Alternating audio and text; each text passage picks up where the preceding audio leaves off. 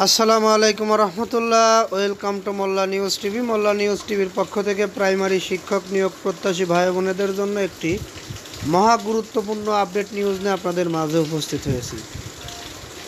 এখন যে নিউজটি আপনাদের মাঝে নিয়ে এসেছি, এই নিউজটির ভিতরে গুরুত্বপূর্ণ কিছু তথ্য রয়েছে। আসলে মূলত যে তথ্যগুলো আমি আপনাদের মাঝে তুলে ধরবো সেটি হচ্ছে প্রাইমারি শিক্ষক নিয়োগের চূড়ান্ত ফলাফল এবং নিয়োগ প্রক্রিয়ার সর্বশেষ আপডেট। তবে আদালতের রায়ের উপরে নির্ভর করছে প্রাইমারি শিক্ষক নিয়োগের এই পরীক্ষা টিকবে কি না। আপনাদের কাছেও মতামত চেয়ে আমি কমেন্টে অপেক্ষায় থাকব। আপনারা আপনাদের মতামতগুলো কমেন্ট বক্সে লিখে যাবেন যে আপনারা কী চান।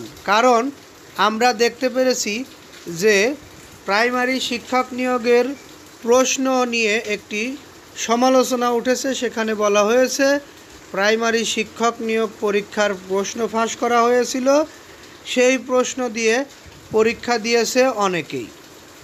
আপনাদের কাছে মতামত চেয়েছি এ কারণেই, তাহলে আমরা বুঝতে পারবো কত ভাগ মানুষ চাচ্ছে যে এই পরীক্ষা টিকবে আর কত ভাগ মানুষ চাচ্ছে এই পরীক্ষা বাতিল করা হবে।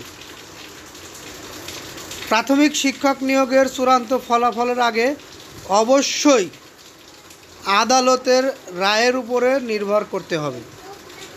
যেহেতু বিষয়টি গুরুত্বপূর্ণ, তাই অগ্রাধিকার ভিত্তিতে আদালতের শুনানি হতে পারে। আদালতের শুনানির পরই আমরা চূড়ান্ত ফল প্রকাশ করতে পারব। বিষয়টি আমি আপনাদেরকে দেখিয়ে দেওয়ার জন্য একটু মার্ক করে দেখাই।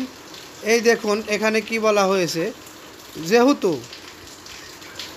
আমি আপনাদেরকে মার্ক করে দেখানোর চেষ্টা করছি, এখানে বলা হয়েছে দেখুন, যেহেতু বিষয়টি গুরুত্বপূর্ণ তাই অগ্রাধিকার ভিত্তিতে আদালতের শুনানির পরই চূড়ান্ত ফলাফল প্রকাশ করা হবে।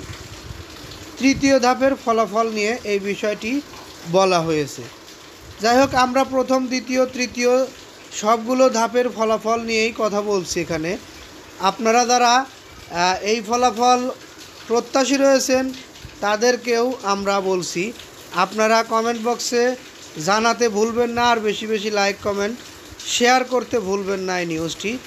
আর পরবর্তীতে আমাদের চ্যানেল থেকে প্রাইমারি শিক্ষক নিয়োগ সহ বিভিন্ন সরকারি বেসরকারি ও গুরুত্বপূর্ণ সকল আপডেট নিউজ সবার আগে পেতে চ্যানেলটি সাবস্ক্রাইব করে বেল বাটন অন করে রাখবেন। এই বলে আমি এখান থেকে আজকের নিউজটি শেষ করছি। পরবর্তী নিউজটির অপেক্ষায় থাকুন। ততক্ষণ সকলেই সুস্থ থাকুন, ভালো থাকুন, এই কামনা করে এখান থেকে বিদায় নিচ্ছি। আসসালামু আলাইকুম রহমতুল্লাহ।